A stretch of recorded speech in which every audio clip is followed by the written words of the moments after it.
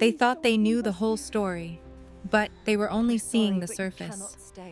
Beneath the silence was a storm of secrets, betrayal, and a truth powerful enough to change everything.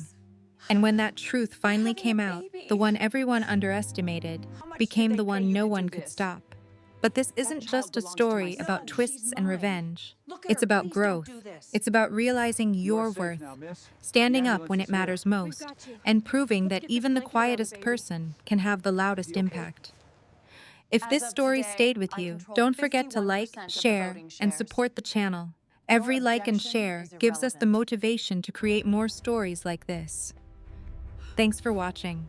Imagine this. You're bleeding in the snow, and your daughter, just 3 days old, is growing still in your arms. Your husband's family has just thrown you down a set of stone stairs in the middle of a blizzard. They called you garbage, trash, a nobody. But they had no idea that in just 4 hours, you were about to inherit $2.3 billion, and you would make every single one of them pay. My name is Emma Harrington, and what you are about to hear is not a story. This is what really happened. This is how I went from dying in the snow to taking down an entire family dynasty. It is the story of how a family that thought they were untouchable learned the hardest lesson of their lives. Never, ever underestimate the woman you throw away. For 3 years, they shamed me. They shared my private pain with their 500,000 followers. They even used a corrupt legal system to try and steal my child. They truly believed that their money and their power made them gods. They were wrong. Because when I walked into that boardroom 8 weeks later, everything was different. My hair was platinum blonde, I had $1 billion empire behind me, and 4 million people were watching live. The look on their faces when they finally realized who I was, that moment was worth everything. But this next part is what made it legendary. They had all signed a consent form without even reading it. They had done the exact same thing to me so many times. Karma has a wicked sense of humor. You need to stay with me until the very end. The twists that happened in the courtroom, the moment the Federal Bureau of Investigation showed up, and what happened to each of them.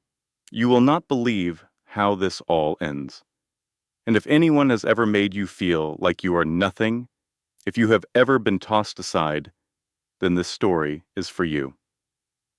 Before we start, please do me one quick favor. If you believe in getting justice, tap the like buttons right now. Let me know in the comments what you would have done in my place. And please subscribe, because the story I have for you next week is even more unbelievable. Trust me, you do not want to miss it. But before we get into this wild ride, I need you to understand something important. This story is not just about getting even. It is about finding your own strength when the world is telling you that you have none. It is about the moment a woman who was treated like trash decided to become unbreakable. If you have ever felt worthless, if you have ever been told you were not good enough, this will show you that pain does not have to be the end. Sometimes it can build you into someone stronger than you ever thought possible. Now, let me take you back to where it all started. It was February 14th, Valentine's Day, the day my whole life fell apart. They dragged me across the freezing marble floor. My 3-day-old baby was screaming in my arms. Then they threw us down the stone steps and into a blinding snowstorm. What they did not know was that in 4 hours, I was set to inherit a $2.3 billion fortune, and I was going to make them pay for every single thing they did. I am Emma Harrington. This is the story of how I went from bleeding out in the snow to destroying a powerful family. You have to stay until the end. The video of them figuring out who I was in that boardroom went everywhere. It was the final move that sealed their fate. You do not want to miss the moment. 4 million people watch them get on their knees and beg. Let me take you back to the beginning of this nightmare. 3 days earlier, I was in a bed at Mercy General Hospital. My body was still recovering from an emergency C-section. The pain was awful. It was a sharp, burning line across my belly that made every breath hurt. But all that physical pain was nothing compared to the emptiness I felt inside. My husband, Michael, had not come to see me in 52 hours. Not once. I was counting. The nurses kept giving me sad looks. I could hear them whispering in the hallway when they thought I was asleep. I kept telling myself he was just really busy with work. I kept thinking he would show up any minute. God, I was so stupid. It was February 14th, Valentine's Day. The irony of it all felt like a slap in the face. My daughter, Grace, was sleeping in the little crib next to my bed. Her perfect, tiny face had a slight yellow color from jaundice. The doctor said it was normal and not to worry. But every time I looked at her, I felt a knot of fear in my stomach. She was so small, so fragile, so perfect. And her own father had not even come to meet her. I still had intravenous strips in both of my arms and a catheter. Even with the Percocet they gave me every 4 hours, the pain from my incision was a constant 7 out of 10. Every small move was agony. Sometime around 11 at night, my best friend, Rebecca, slipped into my room. She was an intensive care unit nurse on the floor below, and she had been checking on me during her breaks. "Emma, honey," Rebecca said. Her voice sounded tight, like she was holding back something. She looked truly scared, not just sorry for me. "I have to show you something. Please try not to lose it. But you need to see this before you hear it from someone else." She handed me her phone. The Instagram application was already open. I just stared at the screen, and in that cold, white hospital room, my entire world broke into a million pieces. It was Michael's account. He had posted a picture of himself with another woman. She was beautiful, glowing, and very, very pregnant.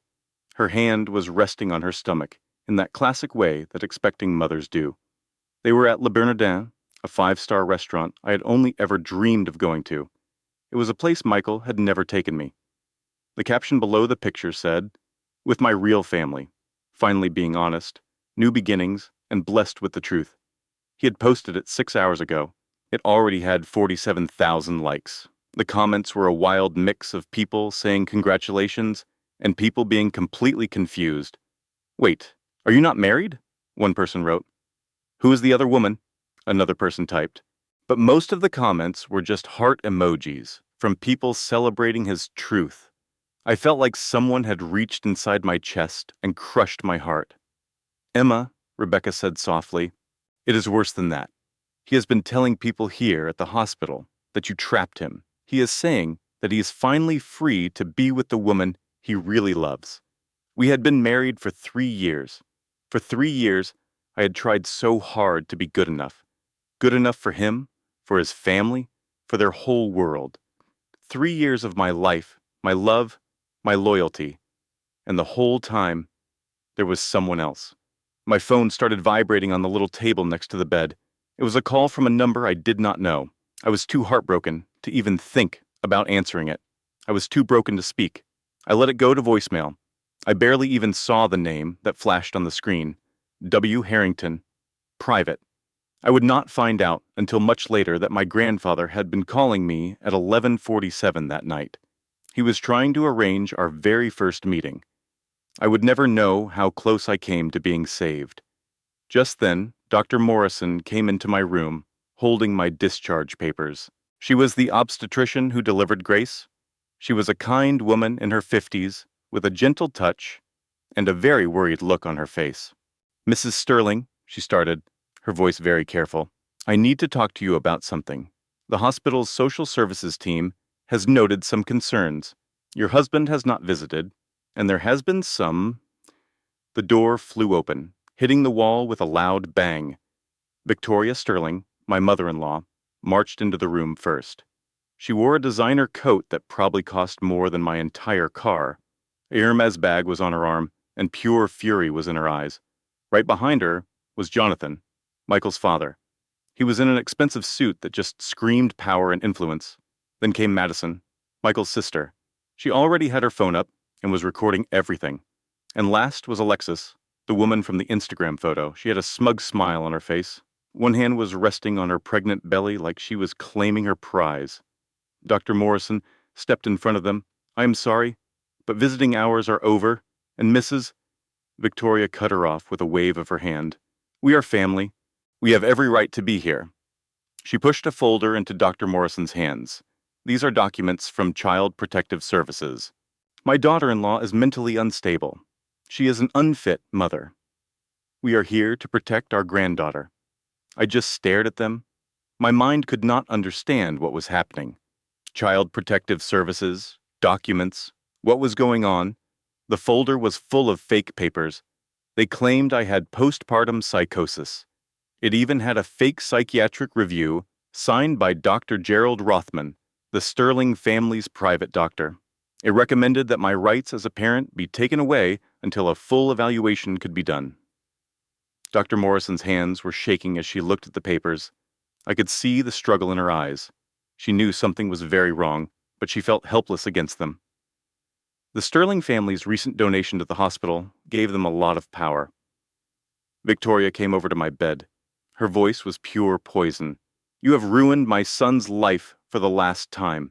This sad little act of yours is over tonight. I was weak and confused.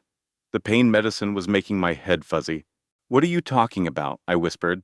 As I held my newborn baby, Alexis let out a laugh that was pure cruelty. She walked toward my hospital bed and pulled a folder from her purse. She said, "That baby is not his. We had a DNA test done. Alexis showed me a fake lab report. The words on the paper said the probability of paternity was 0%. My head was spinning. How could that be possible? I had been in the hospital the entire time. You cannot just test a baby's DNA without the mother's consent." But there was the official-looking document right in front of my eyes. Just then, Madison started an Instagram live stream. I saw myself on her phone screen. I looked sick and completely broken in my hospital gown. Madison's voice was cheerful but filled with venom. "Hey everyone," she said. "You all wanted to know about my brother's gold-digging wife. Well, here is the truth. Live from the hospital. She is trying to trap him with a baby that is not even his." I could only watch in horror as the comments flooded in. "Oh my gosh, is this real?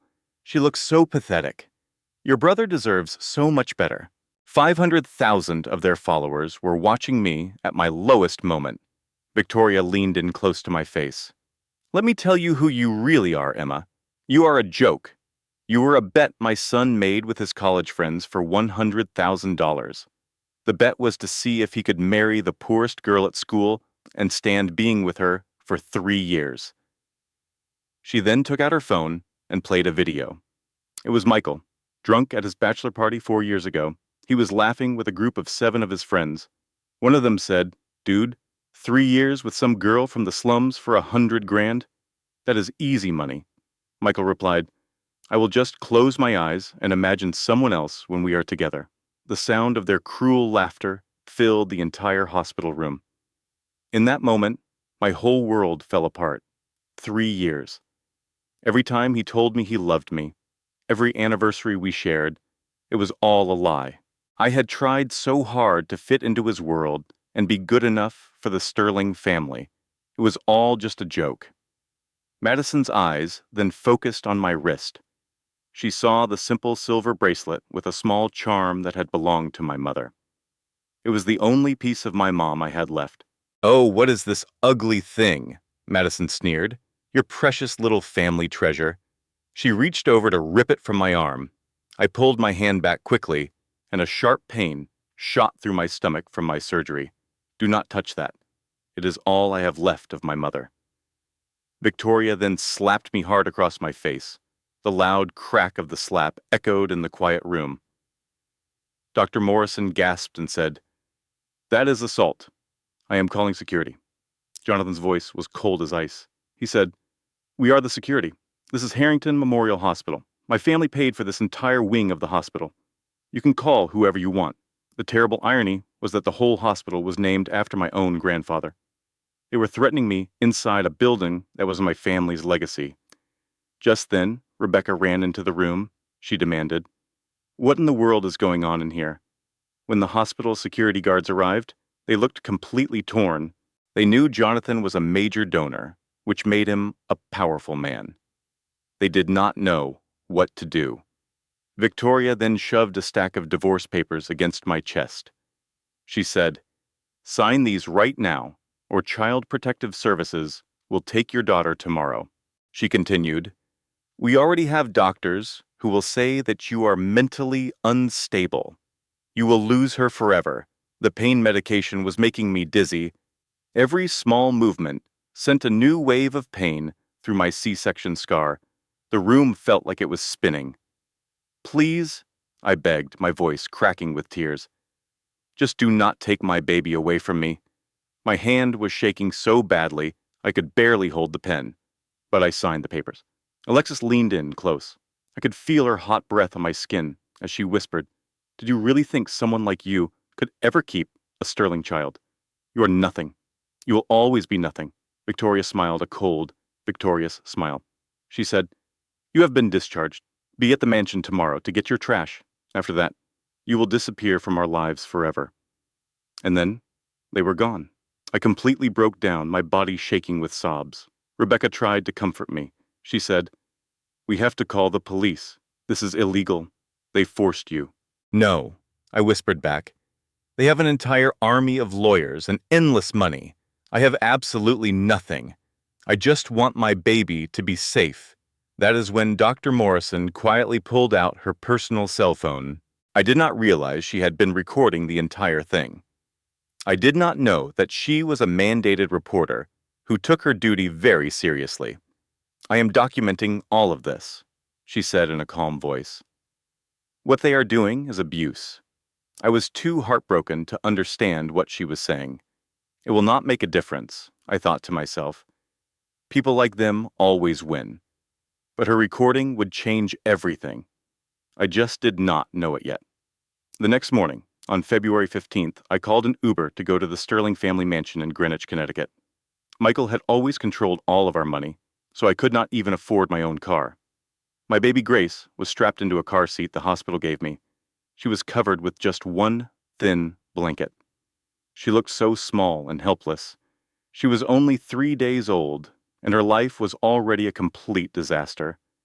The mansion appeared before us. It was a huge Georgian-style house that screamed old money from every single window and stone. In the 3 years I had lived there, it never once felt like a home. My keys still worked, and I let myself in through the heavy front doors. The house staff, who I once thought were my friends, would not even look at me. A couple of them even had small smirks on their faces. I found all of my belongings stuffed into black trash bags and thrown out onto the driveway. With a trembling hand, I went to my old room. It was never the main bedroom. Michael and I had never shared a bed. I was always put in the servants' area in the back of the house. It was a constant reminder that I was not really one of them. Inside my room, I found complete chaos. My clothes were soaked because they had been tossed into the garden fountain. My books were torn apart, with their pages all over the floor. The precious photos of my mother had been burned in the fireplace downstairs. I could still smell the smoke. Her jewelry was gone. I found Madison in the master bedroom, and she was wearing it. She had on my mother's pearl necklace, the most important thing I owned. "Oh, this old thing." Madison laughed while taking a selfie. "It looks so much better on me, do you not think? Finders keepers." Walking through that house for the last time, a wave of painful memories came back to me. I remembered the first Thanksgiving, when Victoria made me serve dinner to all the guests while the family ate. When I tried to sit down, she said, "The help does not sit with the family, dear." Michael said nothing. At a charity event during our second year, I had to wear a borrowed dress because I had no money of my own. Victoria told me not to make a scene and to stay hidden. Jonathan told me, "Do not speak to anyone important."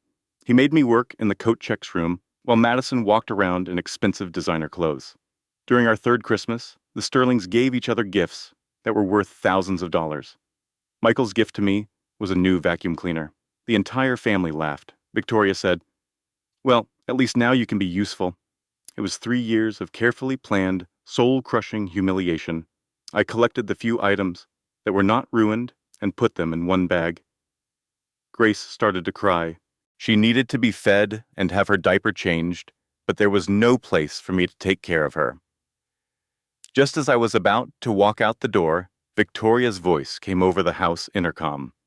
"Emma, darling, please come to the main hall right away. We are all waiting for you."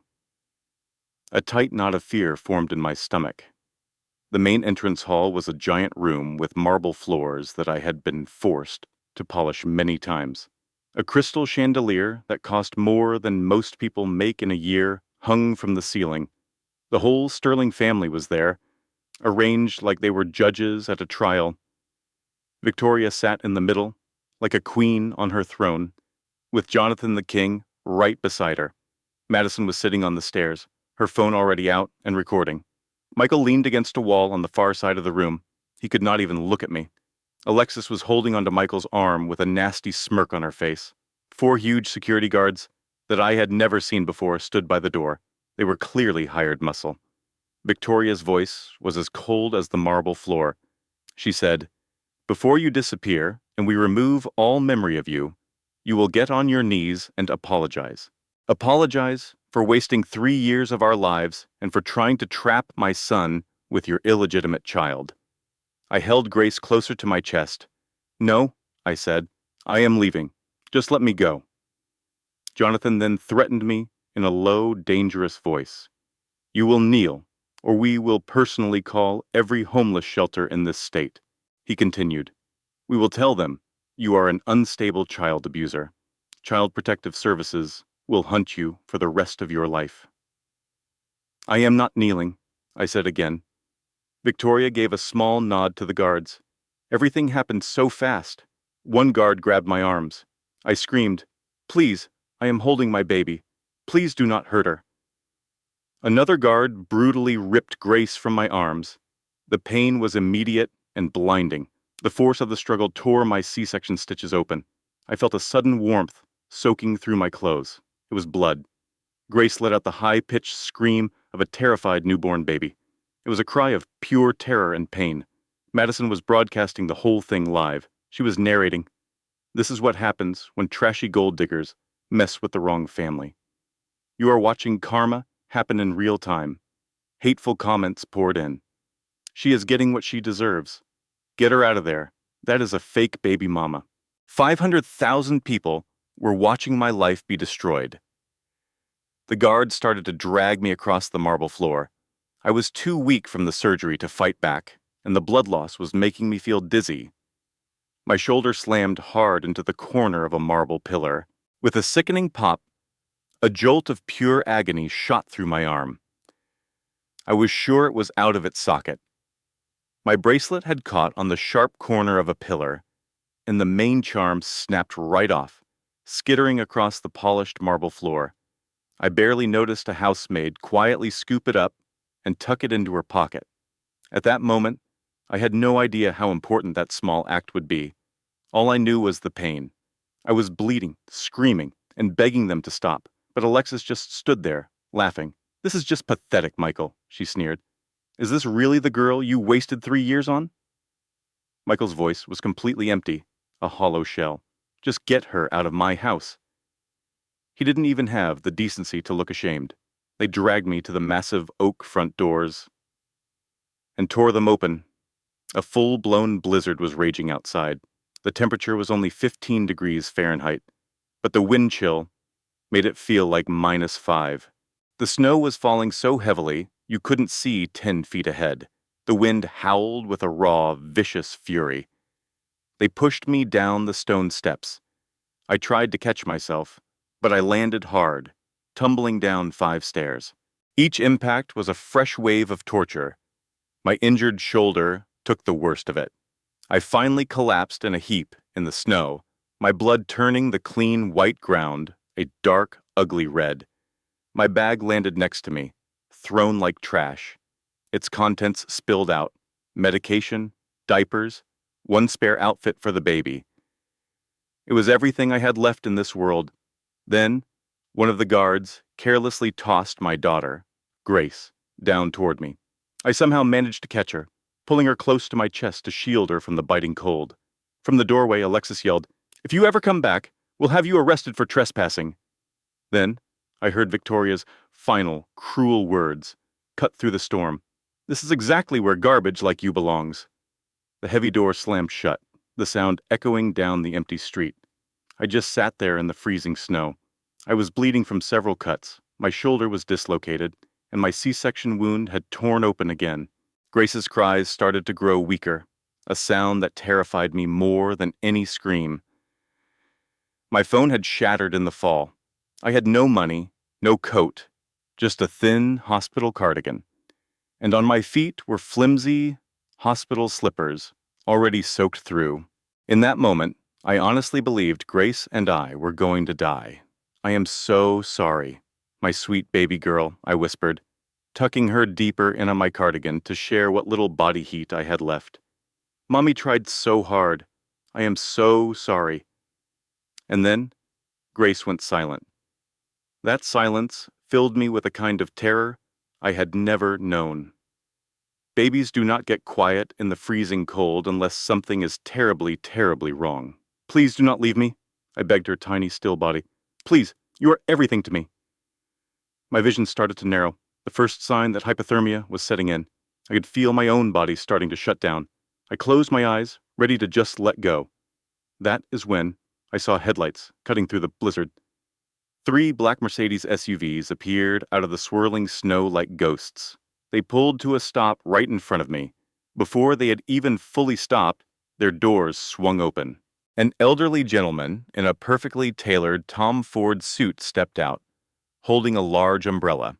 Even at 3:47 in the morning during a blizzard, he looked like he had just left a boardroom meeting. "Miss Emma Catherine Morgan," he said, his voice calm and steady. "Thank God we had found you in time." I could barely form words. Who are you?" He knelt down in the snow beside me, completely ruining what must have been a $3,000 suit. He did not seem to care at all. "Your grandfather sent me," he explained. "We must get you both to a safe place immediately." From behind him, a team of paramedics in Harrington Global Medical uniforms rushed toward us. They carried heated blankets and emergency kits. "Grandfather?" I managed to say. "My mother's father died before I was born. I do not have a—" "Yes, you do," he interrupted gently. "His name is William James Harrington, and we are taking you to the Harrington Medical Center right now. Your daughter's about 10 minutes away from critical hypothermia." The medical team moved with incredible speed and skill. They wrapped both Grace and me in heated blankets.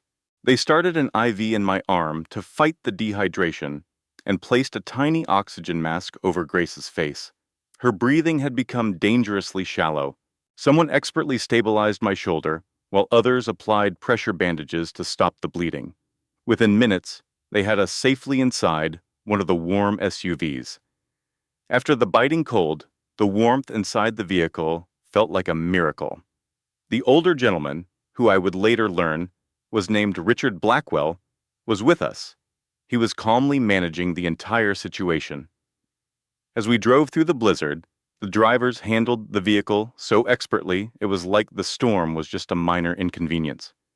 Richard was on his phone, his voice steady and professional. "Dr. Anderson, our estimated time of arrival is 8 minutes. I am with a 28-year-old woman, 3 days post-C-section. She has active bleeding, a likely shoulder dislocation, and moderate hypothermia. Her 3-day-old baby is in critical condition with severe hypothermia. Please prepare the neonatal intensive care unit and a trauma team." One of the paramedics took my daughter Grace's temperature. 94.5, he reported softly. "We have to bring her temperature up very gradually. A normal temperature for a newborn is between 97 and 99 degrees. If her temperature dropped to 93, her organs would start to fail. I could only watch as they cared for my baby. I felt too weak to do anything but trust these strangers who had appeared out of a snowstorm. We arrived at the Harrington Private Medical Center at 4:15 in the morning. This place was a different world from Mercy General, where I had delivered Grace. This was a private hospital for the extremely wealthy. It had marble floors, original artwork on the walls, and patient rooms that looked like luxury hotel suites. Grace was rushed immediately to the neonatal intensive care unit. A team of 6 specialists surrounded her, starting warming procedures and connecting her to monitors with practiced skill. As they worked, the lead pediatrician, Dr. Anderson, told me, "You brought her in at the very last possible moment. Another 5 minutes could have caused permanent damage." I was taken to a private suite that felt more like a room at the Four Seasons Hotel. There, doctors reset my dislocated shoulder, a procedure that was incredibly painful but necessary. They also restitched my C-section incision. The medical team started a blood transfusion, gave me intravenous fluids, and put me on antibiotics.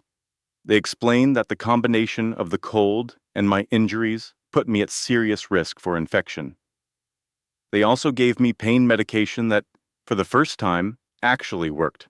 I woke up 7 hours later, at 11 in the morning, to sunlight streaming into the room. For a split second, I hoped the whole thing had been a horrible nightmare. But then, I saw my shoulder, wrapped in bandages, and the IV tubes in my arm. A wave of panic washed over me. "Grace? Where's my daughter?" Just then, Dr. Morrison, the obstetrician who had delivered Grace at Mercy General, walked into the room. "Emma, calm down," she said gently. "Grace is stable. She is in the neonatal intensive care unit, under constant watch. She is going to be all right."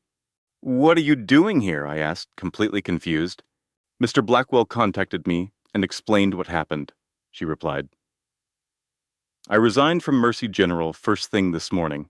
I refused to work for a system that would let something like that happen to a patient." The next person to walk in was my friend Rebecca. She rushed over and gave me a gentle, tearful hug. "Oh, Emma, I was so worried," she cried. "You were not answering your phone, so I drove to the Sterling mansion. I saw the bloodstains on the snow. I thought the worst." "I am all right," I reassured her. "We are both safe now."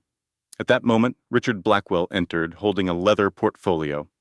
"Ladies, if you will excuse us, I must speak with Emma privately," he said. "The information I have is highly confidential." Rebecca and Dr. Morrison left the room, though they both looked worried. Richard moved a chair next to my bed. A nurse brought Grace in, nestled in a mobile intensive care bassinet. She was still hooked up to monitors, but she looked peaceful. The sight of my daughter, alive and safe, made me start crying all over again. "Emma," Richard began, "your mother's name was Catherine Harrington. Before she took the name Catherine Morgan, your grandfather was William James Harrington. He founded and was the chief executive officer of Harrington Global Industries." He handed me a photograph of an older man with kind eyes, but a powerful presence. I had never seen his face before. My mother never talked about her family. She always said they had passed away. Richard then told me the family story. My mother left home when she was 19 years old after a huge fight with her father. The fight was about my dad, James Morgan. William was sure that James was only after her money. It turned out he was right, but my mother was fiercely independent and proud.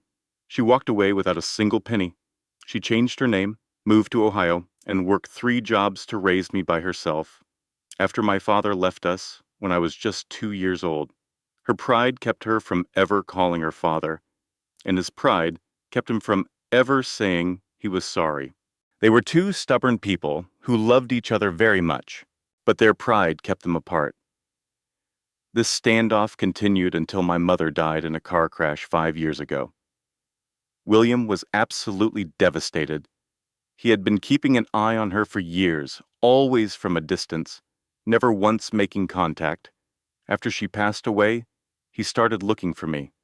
Richard explained, "He found you 2 years ago, right after you married Michael Sterling. I felt like all the air had been forced out of my lungs. For the last 2 years, William has been watching over you. He hired a private security team to follow you and had cameras installed all over the Sterling property. He knew every single thing they did to you." Richard then showed me the videos. I watched footage of Victoria making me serve drinks, like a waitress at her parties. I saw Jonathan treating me like his personal free labor. I listened to Madison's endless insults and saw Michael's complete and total indifference to all of it. "Why didn't he do anything to help me?" I asked, my voice breaking.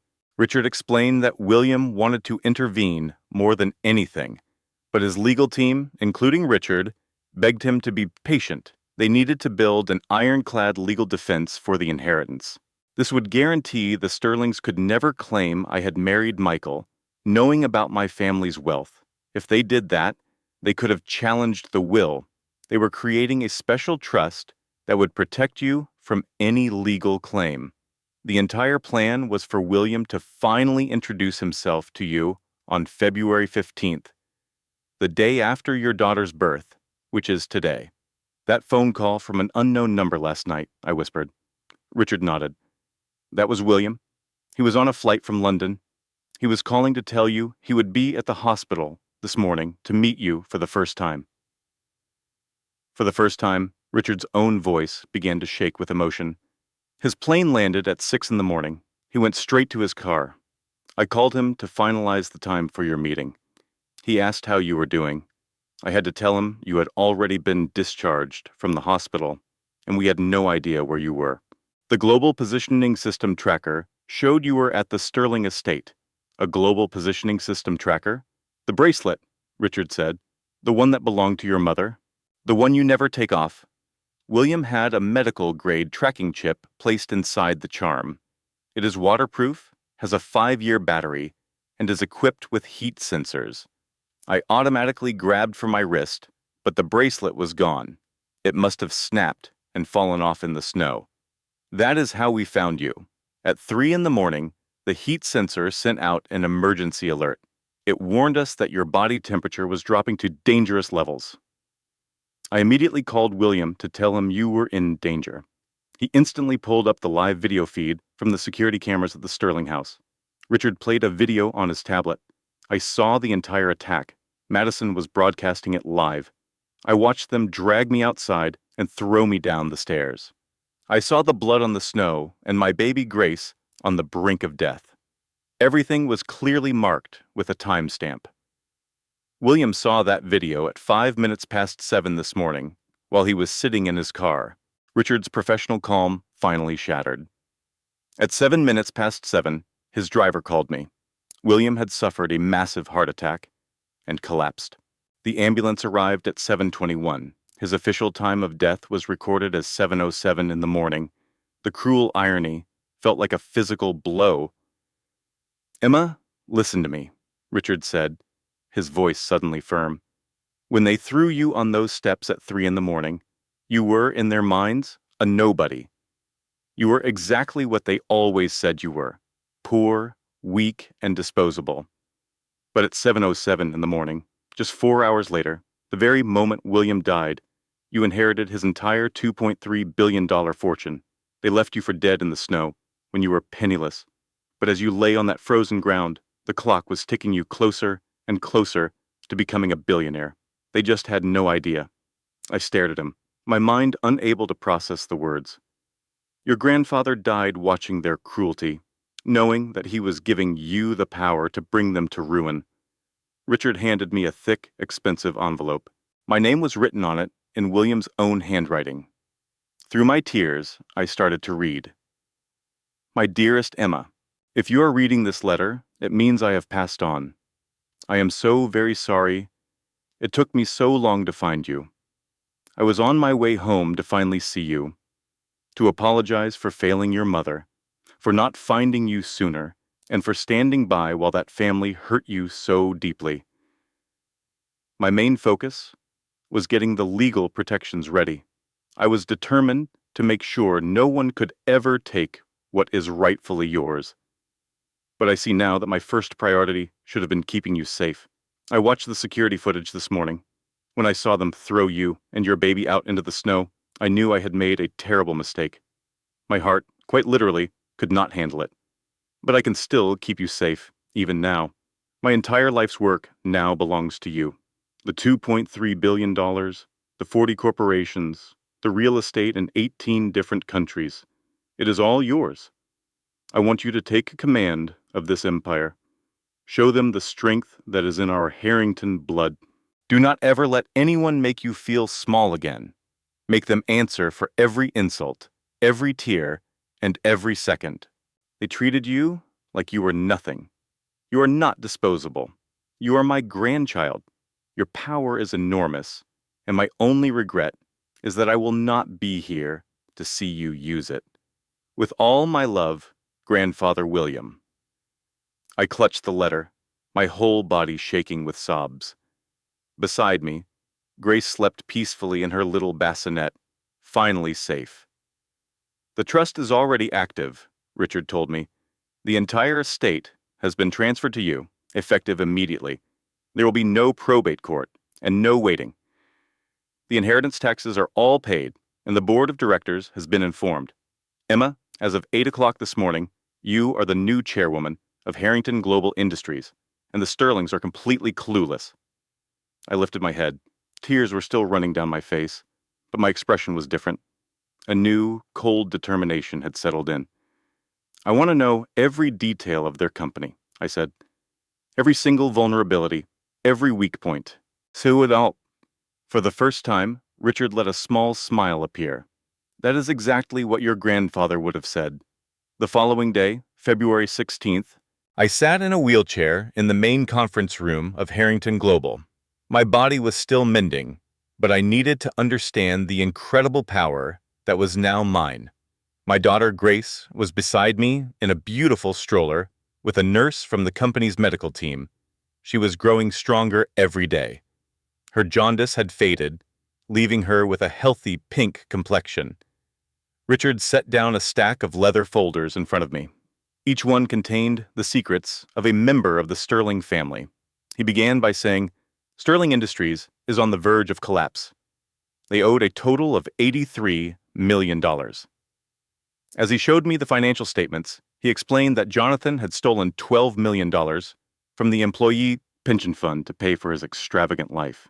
A string of terrible business deals had cost them another $31 million. On top of all that, they had business loans of $40 million. Richard made it clear that without a huge amount of cash, they would be completely bankrupt in just 3 months. Last month, Jonathan tried to get a $75 million government defense contract through Harrington Global. That contract was their only hope for survival, and we were the ones who would decide if they got it. Richard looked at me and said, You decide. You are the chief executive officer. He then handed me the file for Victoria. It described her personal project, the Sterling-style boutiques. She owned 5 stores in Connecticut and Manhattan, and every single one was in a building owned by Harrington Global. Richard also mentioned that all of her leases were due for renewal in only 47 days. She was already behind on her rent by $480,000. But the worst part was that she had been hiding her income from the Internal Revenue Service. We had solid evidence of $2.3 million in tax evasion. I asked, Can we report her? He replied, The anonymous tip is already prepared. I am just waiting for your command. Just then, a private investigator named James Crawford gave me the file on Madison. It stated, Madison Sterling, currently 32 years old, tells everyone she is 26 on her social media. He put her official driver's license next to a picture from her Instagram account. The birth years did not match at all. She had also had a lot of plastic surgery. She had never told anyone about any of it. She had a nose job in 2019 and breast implants in 2020. She also received regular cheek fillers, Botox, and lip injections. In 2021, she had a Brazilian butt lift. Her modeling contract with the prestige agency had a very specific rule against secret cosmetic surgery. It was grounds for immediate termination of her contract. I asked, Who owns the prestige agency? Richard simply smiled. As of yesterday, you do. Harrington Global bought the agency 2 weeks ago. Madison had no clue. The next file on the table belonged to Michael. The entire college bet was documented in a group chat with 8 people. None of them had been smart enough to delete the messages. Brad Miller, age 23, wrote, Dude, you will never be able to stay married to that poor girl for 3 years. Michael Sterling replied, I will bet you $100,000 that I can. It will be the easiest money I have ever made. Another person asked, What if she finds out the truth? Michael Sterling wrote back, She never will.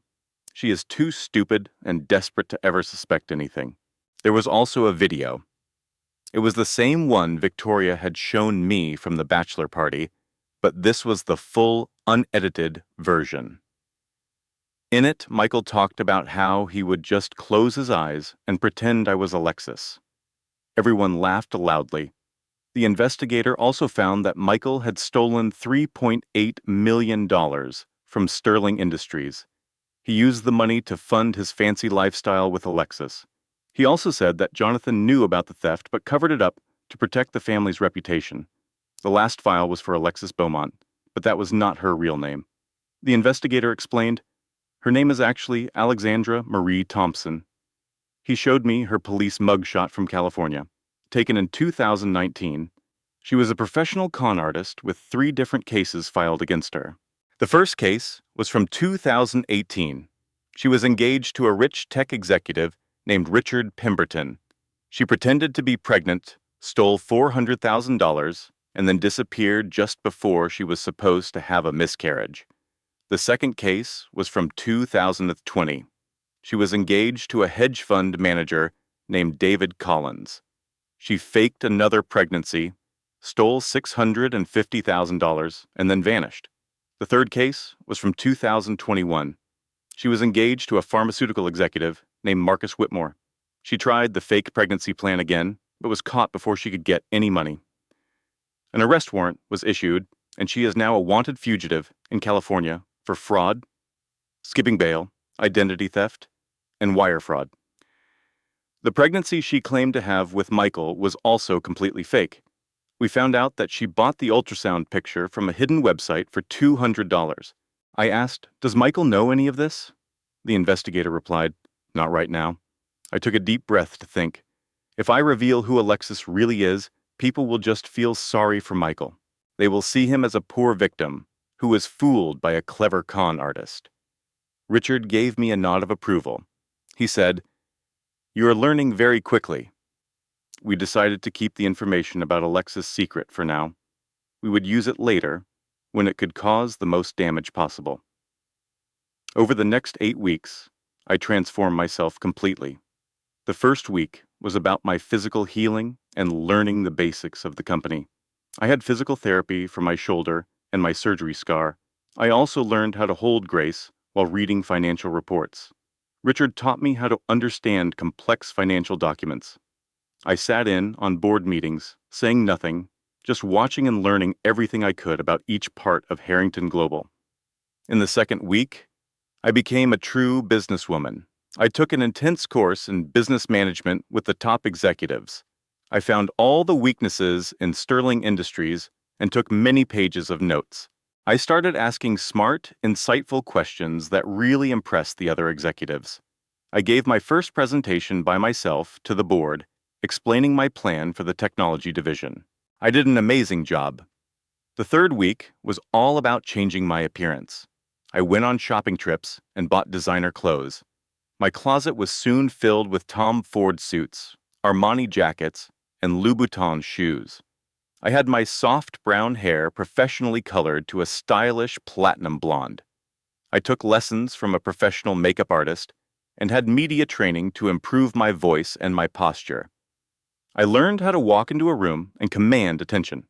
My coach told me, "You need to stand as if you own this entire room, because now you do." In week 4, I learned what real power felt like. I started taking self-defense classes, specifically Krav Maga. I promised myself that I would never feel helpless again. I participated in tough negotiation workshops with Richard. I met with the company's lawyers and learned exactly how to legally take apart a person's life. I would practice my serious boardroom face in the mirror until it was cold, powerful, and impossible to read. During weeks 5 and 6, we started to make our moves.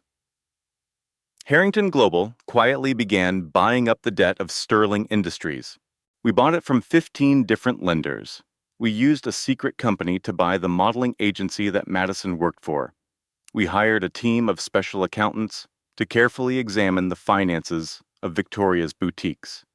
We prepared all the evidence to send to the tax authorities. Week 7 was all about setting the final trap. I worked with the design team to prepare my presentation for the boardroom. I forced myself to watch the security video of my own assault, which had been recovered from the Sterling home. The maid who had taken my bracelet charm was the one who gave it to us. She came forward after my assistant, Emma, paid her $50,000 for both the charm and the video she had secretly recorded on her phone. We started sending anonymous tips about Madison to gossip websites. We also scheduled the official business meeting with Jonathan. During week 8, I made my final preparations. I practiced my boardroom speech again and again in front of the mirror. Grace was now 2 months old, healthy and happy, and being cared for by a team of professional nannies. I stood there in my powerful suit, my hair a perfect platinum blonde. My red lipstick was applied with perfect precision. I looked at myself in the mirror and could barely recognize the woman looking back at me. I whispered to myself, "It is time to destroy them." The meeting was set for April 12th. They had no idea what kind of storm was about to hit them. On April 2nd, just 10 days before the big meeting, Madison was still posting pictures on Instagram every day. She was on a beach vacation in Turks and Caicos, paid for by her parents. Her caption said, 26 and living my best life, feeling blessed, all natural beauty, no filter. She had 486,000 followers. The comments were full of people telling her how perfect she was. Madison thought she was untouchable. I decided to call her from my old phone number, the one she would still have saved. She answered the phone laughing. I could hear Alexis and Victoria in the background with her. She said, "Oh my God, you guys. The trash is actually calling me. I am putting you on speaker. Emma, how is life in whatever gutter you have crawled into? Did you manage to find a homeless shelter that will accept babies?" I made my voice sound small and broken, putting on the performance of a lifetime. "I just wanted to ask if you might reconsider the case with Child Protective Services. Please, I miss Grace so terribly much." The truth was, the case had been thrown out a week ago because there was no evidence, but Madison was cruel enough to let me believe it was still happening. "Oh, honey, it turns out Child Protective Services did not want your baby either. You are such a pathetic excuse for a mother. But hey, on the bright side, the wedding for Michael and Alexis is next month. You are more than welcome to come watch from the servants' entrance." They all burst out laughing. I could hear Victoria in the background yell, "Tell her we have already forgotten she exists." Then Alexis added, "Tell her Michael said the last 3 years were the worst of his life." They laughed even harder. "You know what, Emma? You have always been a nobody. You will always be a nobody. But thanks for the laugh. Bye." She hung up, and their laughter echoed for a second. I was sitting in the main office of Harrington Global. The phone speaker was on, so Richard and Crawford listened to every single word. My face was a cold, emotionless mask. Richard finally asked, "Did you get everything you needed?" I simply nodded. "Yes, release the Madison package now." On April 3rd, at 6 o'clock in the morning, a gossip blog called Elite Secrets dropped a bombshell article. The headline read, "Instagram influencer Madison Sterling. The lies behind the likes." It was a devastating expose, and it came with receipts for every single claim. The article featured her real driver's license, which showed she was 32 years old, not 26. It also included legally obtained medical records that detailed all of her plastic surgeries. There were side-by-side photos contrasting her claims of natural beauty with the surgical truth. Financial statements proved her parents were funding 70% of her influencer lifestyle. The article even had screenshots of her lying to brands about her actual age. It went viral in under 2 hours. The hashtag Madison Sterling Exposed shot to the #1 trending spot on Twitter, and videos on TikTok started analyzing her photos for any hint of surgery. Beauty YouTubers quickly uploaded videos with titles like, "Madison Sterling lied to all of us." Then, her sponsors began to pull out.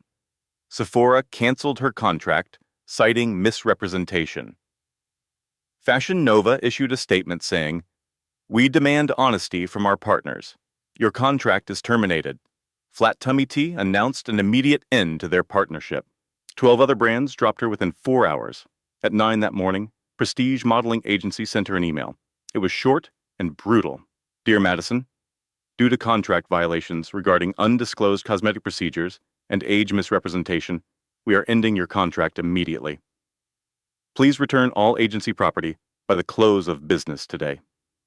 Of course, Madison had no idea that I was the new owner of that agency. At 11 o'clock, she went live on Instagram, sobbing as her makeup streamed down her face. You guys, these are all lies, she cried. I am 26. I have never had any surgery. This is all photoshopped. Somebody is trying to ruin my life. The comments poured in instantly. We have seen your driver's license, girl. Just be honest. Another read, you lied to all of us. Unfollow. 47,000 people watched her public meltdown live. Her follower count started to nosedive. It dropped from 486,000 to 450,000, then to 420,000, and kept falling to 380,000. Madison just cried into the camera, pleading, Please, I do not know who is doing this to me, but please make it stop. Victoria called her. Get off of Instagram right now. You are only making things worse. Madison shrieked. Mom, somebody leaked everything. My private medical records. How is that even legal? Her mother snapped back. I do not care. Just fix this. In just 1 week, Madison's followers had fallen to 180,000. She had no sponsors, no modeling agency, and her name had become a joke. She called Victoria in a panic. Can you please get Dad to make this all go away? Victoria's voice was cold. Your father is dealing with his own problems. Sterling Industries was starting to fall apart, and everything was going exactly as I had planned. I watched the news reports with Richard. Phase 1 was complete. Madison was officially no longer a problem. She had called me trash and filmed my assault for her own twisted entertainment. Now, she was getting exactly what she deserved. Richard looked over at me and asked, So, who is next on your list? I replied, Alexis. After dealing with her, we would save Victoria and Jonathan for the grand finale in the boardroom. On April 5th, inside the Sterling mansion, Michael and Alexis were playing house. They were planning a wedding for May, and Alexis's belly grew bigger every day. The prosthetic pregnancy bump she wore was top of the line and looked completely convincing. Victoria was busy micromanaging every wedding detail, while Jonathan was secretly stressing about the company's financial state. That afternoon, a FedEx package with no return address arrived. Michael carried it into his study to open it. Inside, he discovered a detailed file on a woman named Alexandra Marie Thompson. It contained her entire criminal history, including mugshots from 3 separate convictions and solid proof of her faked pregnancies. The file also had the very same ultrasound picture she had shown him, complete with digital proof that she had bought it from a website. It even included bank records that detailed how she had stolen $650,000 from her previous victims. A simple note was tucked inside. It said, Michael, for 3 years, you made me feel like garbage. Now you get to see how it feels to be the fool. You should check her belly. It is not real. You are welcome, a friend. A storm of fury erupted inside Michael. He stormed into the master bedroom where Alexis was getting dressed. He threw the folder at her, screaming, Who in the hell are you? Alexis started to stutter. Baby, please, I can explain everything, he yelled back. Your name is not even Alexis. You are just a con artist. She made a run for it, but he grabbed her arm. Her sleeve caught on a dresser drawer, and the prosthetic pregnancy belly tumbled out from under her dress. It was made of expensive silicone, but it was undeniably fake. It hit the hardwood floor with a heavy, sickening thud. Michael just stared at it. His face was a mask of disbelief. Get out of my house right now, he said, his voice dangerously quiet. Just then, Victoria and Jonathan ran into the room, drawn by the yelling. They saw the scattered papers from the file on the floor. Victoria gasped. Jonathan bent down and picked up the dossier. My God, he said. She is wanted in California. Alexis made a desperate run for her purse, but Jonathan moved in front of the door, blocking her path. You are not going anywhere, he said firmly. I am calling the police. At exactly 11 in the morning, Officers from the Greenwich Police Department showed up. They were holding a warrant from California that had finally been processed. As they put Alexis in handcuffs, she began to scream.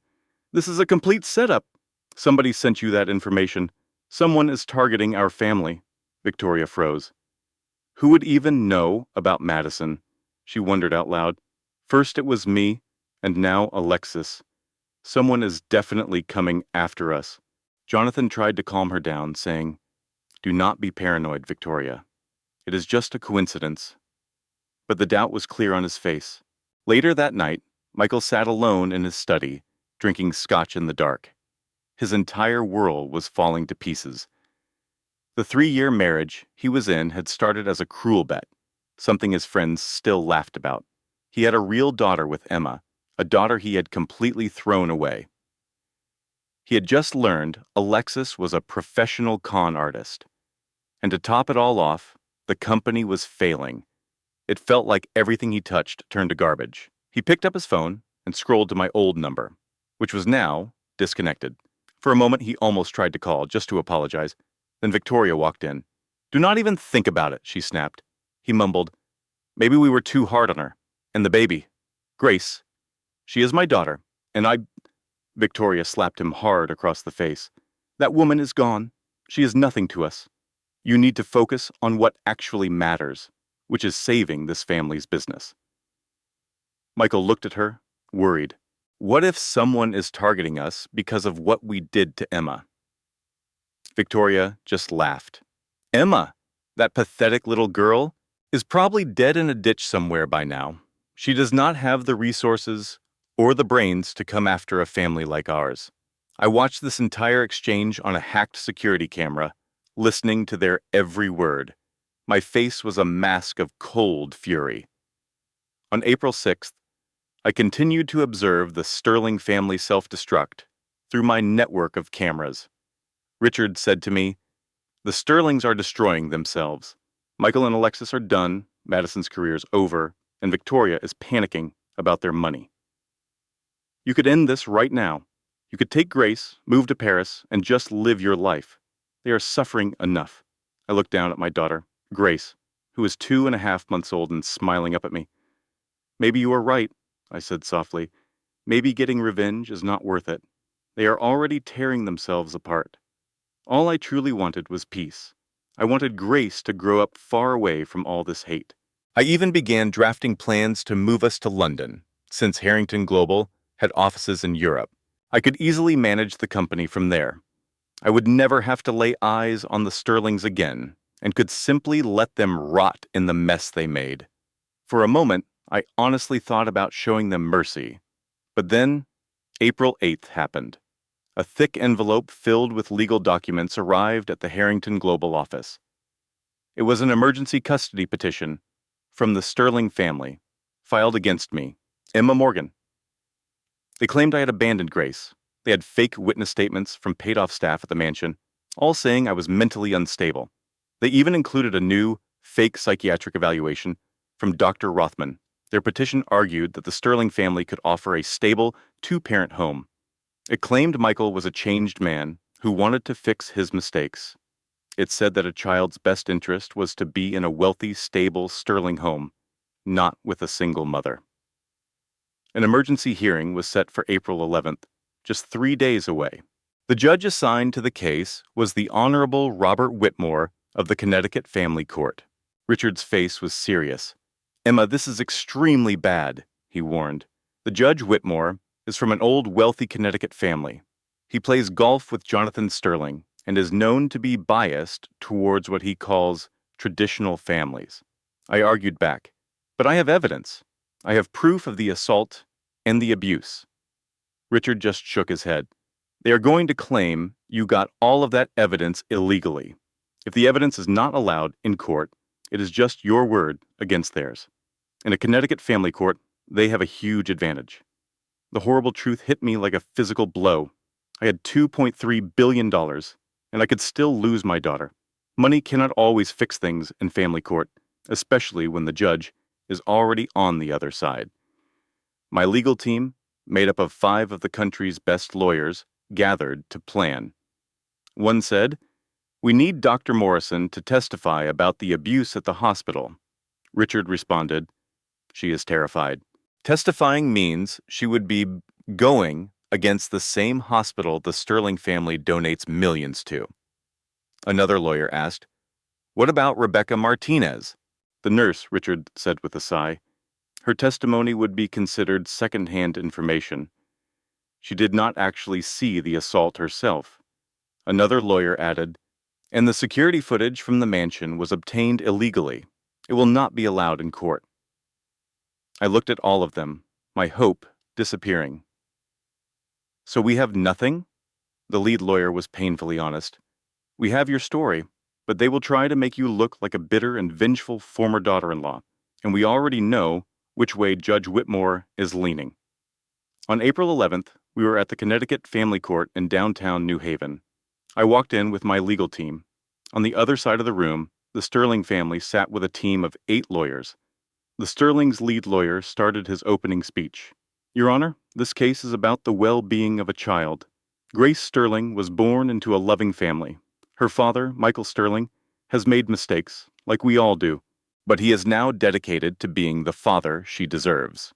Her grandmother, Victoria Sterling, and her grandfather, Jonathan Sterling, are respected members of Connecticut society. They have the money and stability to give her an amazing life." He went on, "The child's mother, Emma Morgan, has shown unstable behavior. She left her child with strangers, while she has been seen going in and out of different luxury hotels and corporate offices. They were twisting my work building Harrington Global into something dark and mysterious." My lawyer stood up to object. "Your Honor, this is a clear attempt by an abusive family to harm my client even more. Emma Morgan was attacked and then thrown out of the Sterling home during a blizzard with her 3-day-old baby." The other lawyer immediately yelled, "Objection! No evidence of an assault has been shown." The judge responded, "Objection granted. Counsel, please stick to the facts and evidence." Then Victoria took the stand. She was dressed like the perfect, loving grandmother in a Chanel suit and pearls. Her face was a mask of worry. "Your Honor," she started, her voice soft and believable, "I loved Emma like she was my own daughter. We welcomed her into our home, even though she came from a simple background. We tried our best to help her get used to our family's way of life. When she had the baby, we were all so happy. But then Emma became more and more paranoid and started accusing us of things." She continued her lie. "She claimed we were trying to take Grace from her. We were only trying to help. She said, 'She left our house on her own in the middle of the night. We were so worried about her. Now we find out we do not even know where she is living or what she is doing. Michael just wants to be a father to his little girl." My lawyer started his cross-examination. "Mrs. Sterling, you say Emma left on her own? Can you explain why a woman recovering from surgery would go out into a blizzard with a newborn baby?" Victoria answered calmly, "I do not know. As I told you, she was not acting rationally." He pushed further. "Did you or anyone else in your family ever physically harm Emma Morgan?" "Absolutely not," she said without pausing. "That is a terrible lie." "What about this?" my lawyer asked, trying to show the video from Madison's Instagram account. "Objection!" the Sterling's lawyer shouted. "That video was recorded without permission and has obviously been edited." The judge immediately agreed. "Objection granted. I will not allow any illegally obtained evidence in my courtroom." Next, Madison testified. She had clearly been coached and was much quieter after her recent public embarrassment. "Emma always disliked our family," she said softly. "She was jealous of me and our lifestyle. The night she left, she was screaming at my mother and threatening all of us. We tried to calm her down, but she just ran out into the snow. I was scared for the baby. That is why I recorded it, to show her unstable behavior to Child Protective Services." Then Michael gave the performance of a lifetime. "Your Honor," he said, his voice thick with fake sadness. "I made awful mistakes. I was a bad husband. I ignored Emma. I am deeply ashamed, but I love my daughter. I want to be her father. I am in therapy now, and I am working on myself. My family can give her stability, a home, and financial support." He looked over at me. "A future with Emma? I do not even know where she is living. How can she possibly take care of Grace properly? Then it was my turn to speak. I told the truth about everything. I told them about the bet, the constant emotional abuse, the ambush at the hospital, and how they threw me out into the snow. The Sterling's lawyer completely tore me apart during his cross-examination. Miss Morgan, you claim there was abuse, but you have zero evidence. There are no police reports, no hospital records of this so-called assault, and no witnesses besides your close friends, who would of course support you. Is it not true that you are just a bitter ex-wife trying to keep a loving father away from his child? I said. No. They threw me down the steps. I have video of it. He jumped on that. Video you got illegally by hacking into their private security system? My lawyer shouted. Objection! But the judge said, overruled. Answer the question, Miss Morgan. I stuttered. Someone got it for me. So you are admitting it was obtained through illegal means? Judge Whitmore spoke before giving his final decision. He continued, this is a very difficult case. My main concern has to be the child's well-being. While I believe Miss Morgan is a loving mother, the lack of real proof for her accusations is a problem. On the other hand, the Sterling family has proven that they have the money, a stable home, and a genuine desire to care for Grace. For these reasons, I am giving temporary custody to Michael Sterling and his family. This will be followed by a full 30-day evaluation. Miss Morgan will be allowed supervised visits twice a week. My whole world fell apart. No, oh no, please. Grace was brought in from the waiting room. I held her tightly, crying uncontrollably. No, please do not take her from me, please. A social worker had to gently pull Grace out of my arms. Victoria took my daughter with a smug look on her face. Grace was crying and reaching for me. I fell to the floor, completely broken. This felt even worse than being abandoned in the snow. This time, I had money, power, and connections. I had everything on my side, and I still lost. The legal system had completely failed me. On the courthouse steps, cameras flashed everywhere as the reporters swarmed us. Victoria carried Grace to the Sterling's car, with Madison walking right beside her. With triumphant looks on their faces, Michael and his family refused to meet my gaze. That night, I was utterly alone in the enormous Harrington Global penthouse, my eyes fixed on Grace's empty crib.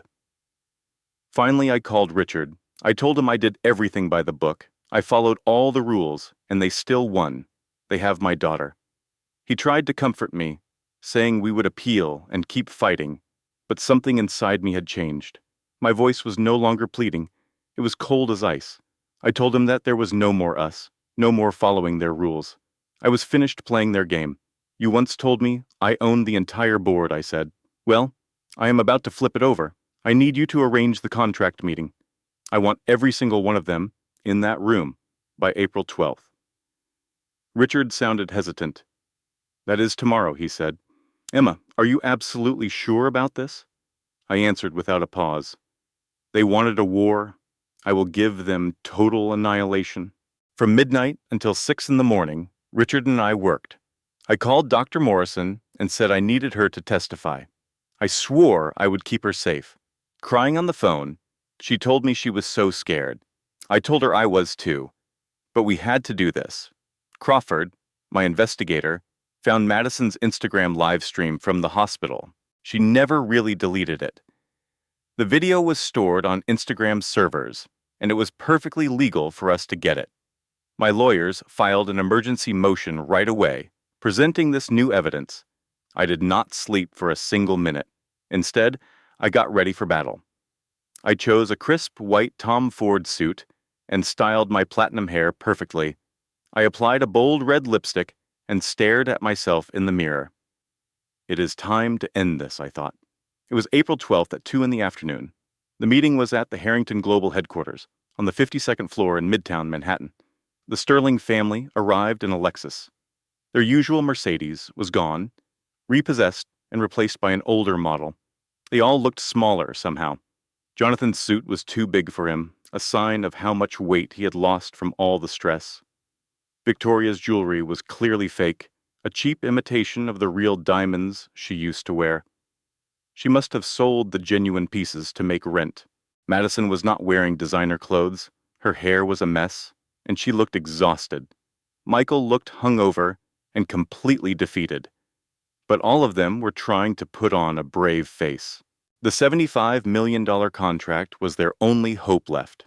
Inside the elevator, Victoria whispered to her family, "Remember who we are. We are Sterlings. We come from old money, and they will respect us." She told Jonathan to let her do all the talking during the negotiation. "We absolutely have to get this contract, or we are finished," she said. Madison, who was busy looking at her phone, added, "At least the whole mess with Emma is finally over. The judge gave us grace." Michael just stared at the elevator floor without saying a word. The doors opened smoothly on the 52nd floor. The view was breathtaking, with windows from the floor to the ceiling that showed the entire Manhattan skyline. The office was filled with modern art, a clear sign of incredible wealth. A receptionist led them to a conference room with giant glass walls that overlooked Central Park. A huge conference table, big enough for 20 people, filled the room. At the very end of the table, the chief executive officer's chair was turned away facing the city. 8 board members in expensive suits were already seated. Security guards stood by the doors. A massive screen was on the wall behind the main chair. The Sterlings sat down across from the empty chief executive officer's chair. Jonathan cleared his throat, nervously, and said, "Thank you for giving us this opportunity." My voice cut through the air like a knife, interrupting him. "Hello, Jonathan?" The large chair turned around slowly to face them. I was sitting there. I looked powerful with my platinum blonde hair, a stylish white Tom Ford suit, red Louis Vuitton heels, and my grandfather's special ring on my finger. My red lipstick was perfect, and my expression was pure ice. "Hello, Victoria, Madison, and Michael," I said. Their reactions happened in slow motion. The color washed out of Jonathan's face, and he fell back into his seat. Victoria actually fainted. Madison caught her, staring at me with complete terror in her eyes. Madison's jaw hung open, her mind unable to process what she was seeing. Her phone fell from her hand and hit the floor with a loud clatter. Michael was frozen solid, his eyes wide with shock. He could not say a single word. The security guards moved to block the exits. Nobody was leaving. Jonathan finally managed to speak. "What is this?" he stammered. "Is this some kind of sick joke?" I stood up and started walking slowly around the conference table. My voice was calm, but it had a dangerous edge to it. "Please have a seat. We are here to talk about a $75 million contract." Victoria woke up and became hysterical. "This is crazy. This cannot be real. You are a nobody." I stopped and looked directly at her. "I am Chairwoman Emma Catherine Harrington, the Chief Executive Officer of Harrington Global Industries. I am the only heir to my grandfather, William Harrington's $2.3 billion empire." I pointed to the official painting of William Harrington that hung on the wall. "And you are all here because you applied for a contract with my company." Michael finally found his voice. "This is impossible," he said. "How can this be?" I smiled faintly. "How am I here? Let me tell you all a story." I pushed a button on a remote, and the screen behind me lit up. The first thing that appeared was security footage from February 15th at 3 in the morning. It showed me being thrown down the steps of the Sterling estate. The date and time were clearly visible at the bottom of the screen. Victoria screamed, "Turn that off." I said no. "You are going to sit here and watch." The video continued to play. It showed everything. It showed Madison live streaming the whole thing, me being dragged across the marble floors, the blood on the ground, and Victoria demanding that I get on my knees. It showed the security guards ripping Grace from my arms, and then me being thrown down the steps into the snow, leaving a trail of blood. Then, the doors slammed shut. The entire boardroom was completely silent. Even the executives who had not seen the video before looked horrified. I spoke again. "February 15th at 3 in the morning, you threw me down those steps. At that exact moment, I was just like you said, a nobody, poor, and with no power." The next image on the screen was William James Harrington's death certificate. The date of death was February 15th at 7 in the morning, just 4 hours later. My grandfather had a massive heart attack right after he watched the security footage of what you did to me. His will named me as his only heir, and it went into effect the second he died. I paused, letting my words sink in. So, you see, when you threw me out into the snow at 3 in the morning, I was a nobody. But as the clock got closer to 7 in the morning, I became a billionaire. You just did not know it yet, Victoria whispered. Oh my God, I continued. That would make a great headline, would it not? In-laws and mistress throw new billionaire heiress into the snow, completely unaware of her inheritance. Now, let's talk about your current problems. The next slide showed Jonathan Sterling's finances, all highlighted in red. Sterling Industries is $83 million in debt. Actually, it is not $83 million anymore. As of 3 weeks ago, I bought $75 million of that debt from your creditors for a very good price. I am calling in that debt today. You have 48 immediate hours to pay me in full, or I will take all of your assets. Jonathan opened his mouth, but nothing came out. Oh, and there is this, I added. The Federal Bureau of Investigation logo appeared on the screen, followed by email conversations that proved Jonathan had been stealing from the company's pension fund. The Federal Bureau of Investigation received copies of these documents at 9 in the morning today. You should expect to be officially charged by the end of the week. The next slide was about Victoria Sterling's boutiques. Sterling-style boutiques. All 5 of your shops are in buildings that I own. Your rental agreements are terminated immediately. The locks will be changed at 5 in the evening. You also owe $480,000 in back rent. I am suing you for that amount, plus damages. And one last thing. The Internal Revenue Service logo flashed on the screen. The Internal Revenue Service was informed about $2.3 million in tax evasion yesterday. You can expect an audit.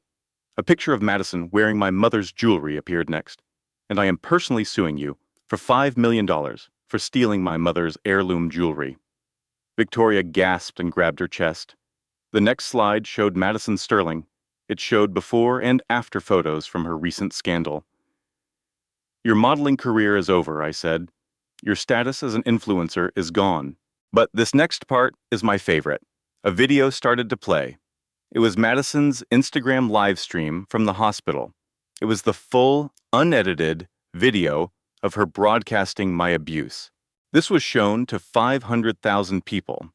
It is legally allowed as evidence in court. The Greenwich Police Department was sent this video this morning. Assault charges have been filed. Madison burst into tears. Next up, Michael Sterling.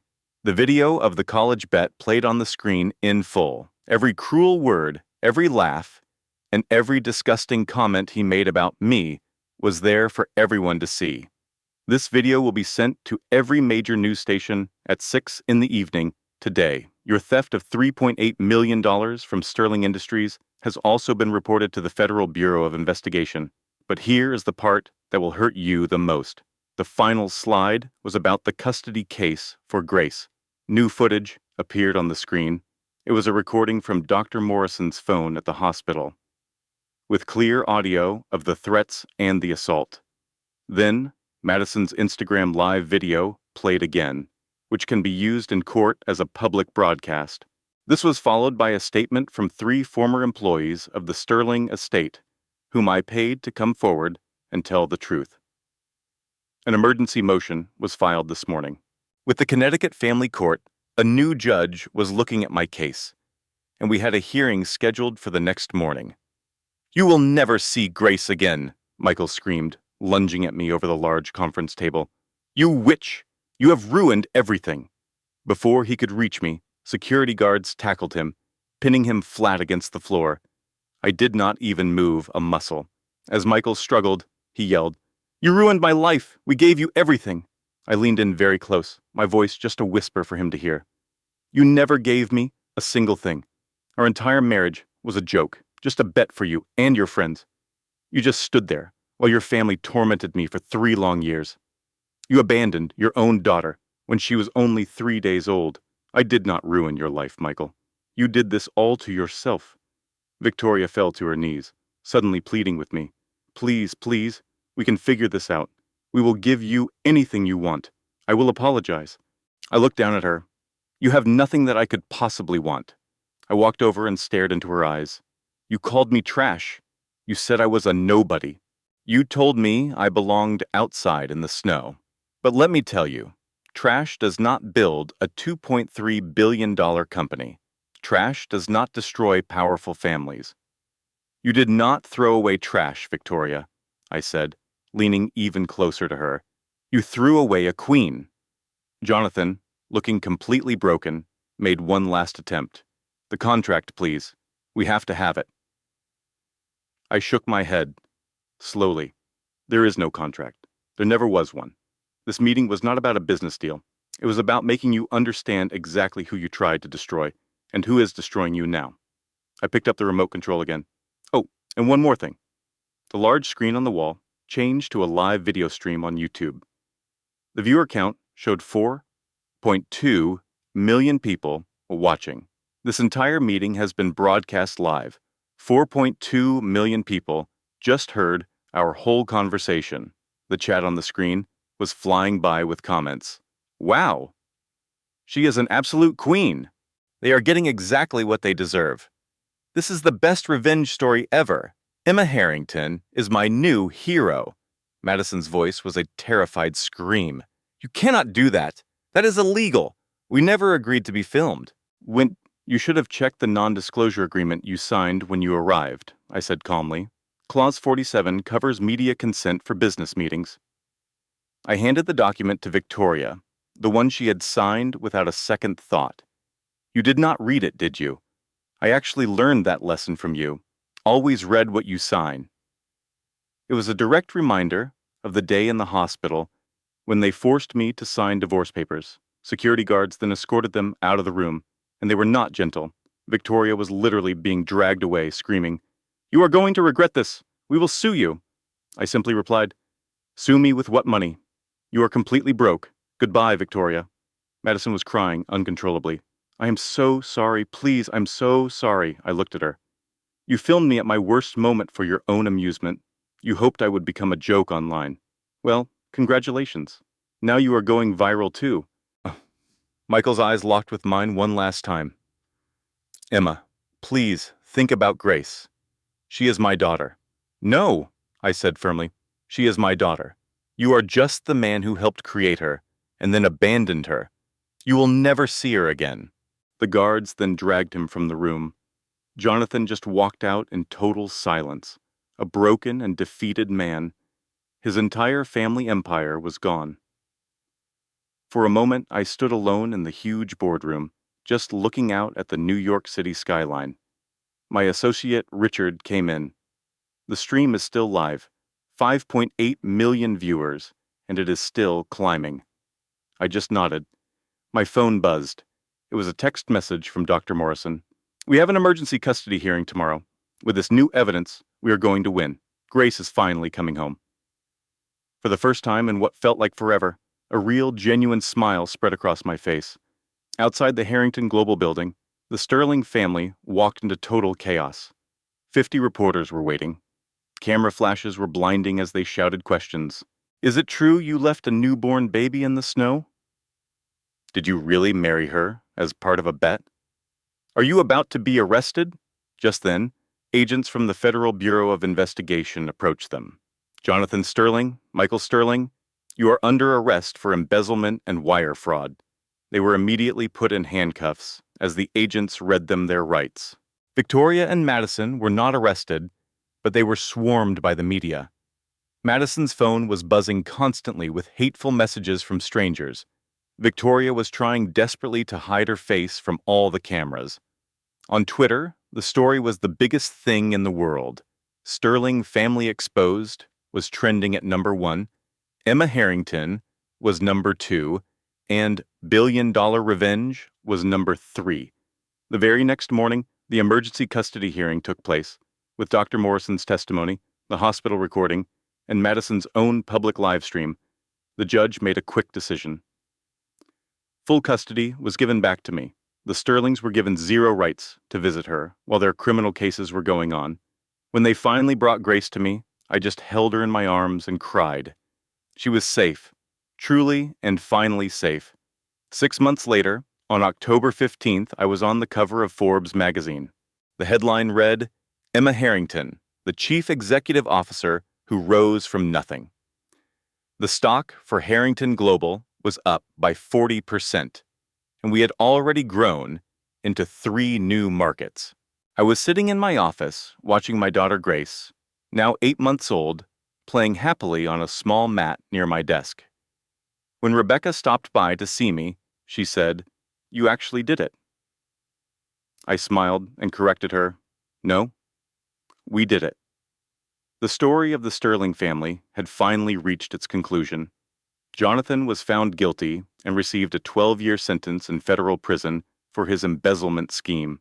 Victoria was put on house arrest, lost every penny she had, and now works in a department store to settle her massive debt with the Internal Revenue Service, all while living in a cramped studio apartment.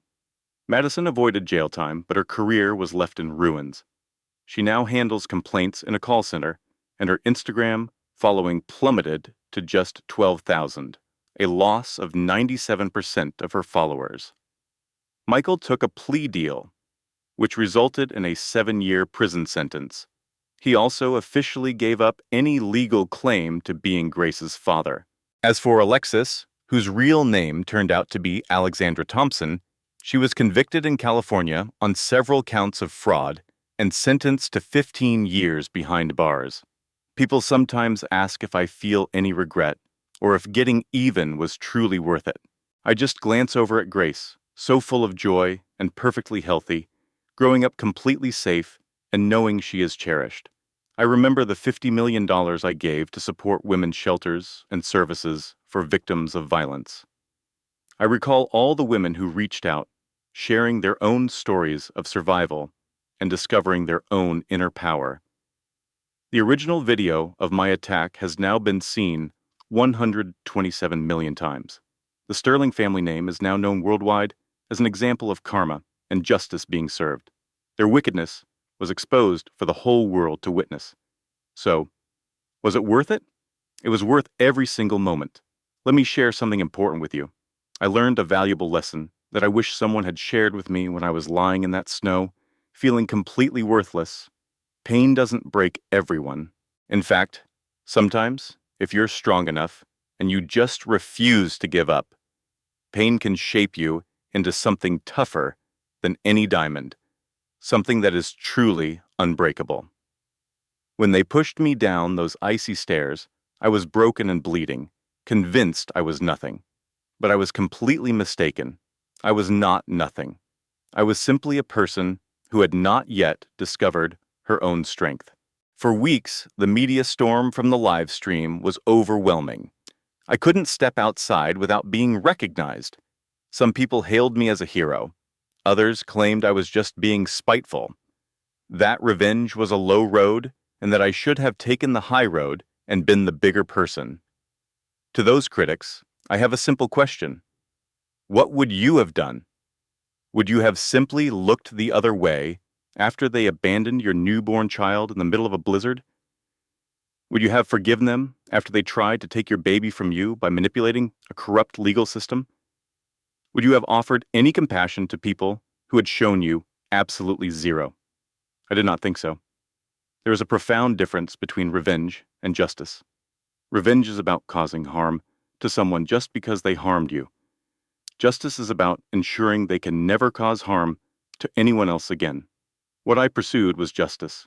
The Sterling family's cruelty was not limited to me. They had a long history of it. After my story became public, 7 more women came forward to tell their own stories about the Sterlings. These were women Michael had been with before me. They were women who had been employees at Sterling Industries, women who had been abused and then forced into silence. Every single one of them expressed their gratitude to me for finding the courage to bring their hidden suffering into the light. That was the moment I knew, without a doubt, that I had done the right thing. I launched the Harrington Foundation for Abuse Survivors. starting it with $50 million of my own money. We offer legal assistance, counseling, safe housing, and career training for individuals escaping abusive environments. In only 6 months, we have already helped more than 2,000 people. Grace will grow up understanding that when someone tries to make you feel insignificant, you are faced with two choices. You can either accept their judgment or you can prove them wrong. I decided to prove them wrong. 1 year later, on April 12th, the anniversary of that boardroom confrontation, I called a press conference. The room was filled with reporters, and cameras were flashing everywhere. 1 year ago today, I began. I sat in a boardroom with the very people who had tormented me for 3 years, the people who left me and my infant daughter in a blizzard, and the people who attempted to steal my child. Through a flawed legal system, today I am here before you as the chief executive officer of a successful company, as the mother of a happy, thriving daughter, and as a person who refused to let cruelty shape her destiny. I'm frequently asked if I have any regrets about my actions, if the payback was really worth it. I want to state this very clearly. No, my actions were never about revenge. They were about accountability. The Sterling family did not lose everything because I was out for blood. They lost everything because they violated the law. Jonathan Sterling stole money from the pension fund of his own workers. Victoria Sterling avoided paying millions of dollars in taxes. Michael Sterling engaged in financial fraud. Madison Sterling assaulted me and then streamed it live to 500,000 viewers. I did not ruin them. They ruined themselves. I simply made sure the entire world was watching when it happened. To anyone out there who feels like they are lost in their own snowstorm, who is experiencing their own moment of utter hopelessness, I need you to listen. You are not garbage. You are not a nobody. You are not the cruel name someone called you when they were trying to crush your spirit. You are powerful. You are worthy, and you are enough. Get back up, brush yourself off, and show them precisely who you are. The room burst into applause. After the press conference was over, I returned home to my penthouse. Grace was there, with her nanny, playing with some building blocks. The second she saw me, her face lit up, and she lifted her little arms toward me. I scooped her up and held her tight, taking in that wonderful, sweet baby scent. You know what, my sweet girl, I whispered to her. Your mommy was almost broken, but she stood back up. And someday, when you're old enough to understand, I will tell you this whole story. I will tell you that no matter what anybody ever says, you are the one who defines who you are, not them. You, Grace giggled and wrapped her tiny hand in my hair. I laughed, and for the first time in what felt like forever, the sound was real and completely carefree. Rebecca came to visit later that evening. We sat on my balcony together. We were looking out over the breathtaking Manhattan skyline and sipping wine. Do you ever think about that night? She asked softly. The one in the snow. Every single day, I confessed, but probably not in the way you think. I do not look back on it with pain anymore. I see it as the turning point that changed my entire life. It was the moment I stopped being a victim and started being a survivor. You are amazing, you know that. I just shook my head. I am not special. I am just a woman who refused to be defeated. That, she said with a smile, is exactly what makes you special. We sat there for a while in a comfortable silence, watching the city lights begin to glitter. What comes next for you? Rebecca asked. I thought about it for a moment. Honestly, I am not certain. I will continue to grow the company, help people through the foundation, and raise Grace to be a strong and compassionate person. Maybe that is enough. It is more than enough, she said. Anas, you have already changed the world for so many. That night, long after Rebecca had gone home, I stood in Grace's nursery, just watching her sleep. She looked so calm, so perfectly innocent and pure. My thoughts drifted to my mother, Catherine, and how she escaped the grip of her own controlling father. She was determined to build her own life. I recalled how she had worked 3 different jobs to provide for me, and how her pride always stopped her from asking for help, even when she was barely getting by. Then I thought of my grandfather, William, and how he had to stand by and watch me suffer for 2 years, wanting to step in, but held back by lawyers and their strategies. I knew how much it pained him to see someone he loved being hurt. In the end, both of them were undone by their own pride, by the wall that stood between their love and their stubbornness. I would not repeat that mistake. I promise you, I whispered to my sleeping daughter, you will always grow up knowing how much you are loved. You will grow up knowing that asking for help is not a sign of weakness. It is a sign of strength. You will grow up understanding that you never have to accept cruelty from anyone, no matter who they are. And if anyone ever tries to make you feel small, you will remember that your mother was cast out into the snow and rose to become a queen. Grace stirred in her sleep, her tiny hand clenching into a small fist. I smiled and placed a gentle kiss on her forehead. I have a board meeting tomorrow. Next week, my company, Harrington Global, is launching a brand new division. It will be dedicated to ethical business and the well-being of our employees. Next month, my foundation will open 3 more shelters. But tonight, I was not a chief executive officer. I was just Emma, a mother watching her little girl sleep. I was a woman who walked through fire and came out stronger on the other side. And that felt like more than enough. 5 years have passed. Today, Grace is starting kindergarten. She is wearing a beautiful purple dress that she insisted on picking out herself. Her dark hair is in pigtails, and they bounce every time she moves with excitement. Mommy, do you think the other kids will like me? She asked me on the drive to school. Sweetheart, they're going to adore you. Just be yourself. That is always enough. Like you always tell me, she said. Exactly like I always say. I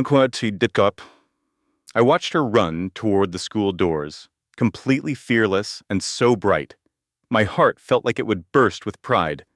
Harrington Global is now worth $4.1 billion. We have expanded into renewable energy, ethical manufacturing, and affordable housing. Every single decision I make is guided by one question. What kind of world do I want Grace to inherit? The Harrington Foundation has now helped more than 15,000 people find safety from abusive homes. We have produced 3 documentary series to raise awareness about domestic violence. We have also lobbied for much stronger laws to protect survivors in family court. The Sterling family feels like a memory from another lifetime. Jonathan got out of prison last month after serving his full sentence. He is 67 years old now and works at a hardware store as a sales associate. I heard a rumor he once applied for a job at my company. His application was rejected. Victoria is 73. She is still under house arrest and working in retail. She will be paying off her debt to the government for the rest of her life.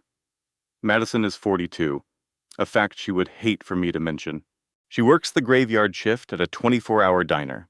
She has no online profile, no fans, and no fame. She just has an ordinary life, which I know is the worst punishment she could ever imagine. Michael was released from prison 2 months ago. He served 5 years of his 7-year sentence. He tried to contact me once, asking if he could see his daughter. In response, my lawyer sent him a cease and desist order. He signed away every single one of his parental rights. He has no claim to her. I heard he is managing a warehouse somewhere in New Jersey and is engaged to someone new. For her sake, I truly hope he has changed, but I have serious doubts. Alexis is still in prison with another 7 years left on her sentence. As for me, I am engaged. His name is David Collins, and he is a civil rights lawyer.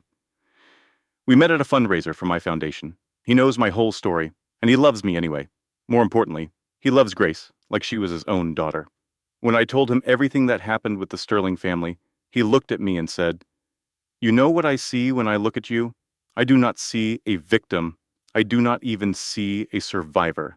I see a woman who refused to let other people's cruelty become her story. I see pure strength." That was the moment I knew my heart was safe with him. Our wedding is planned for next spring. It will be a small and simple ceremony with only our closest family and friends. Grace is so excited to be the flower girl and has already picked out her entire outfit. Sometimes, late at night, I still dream about the snow. I dream about the biting cold, about the sound of Grace's cries getting weaker. I dream about the certainty that we were both going to die.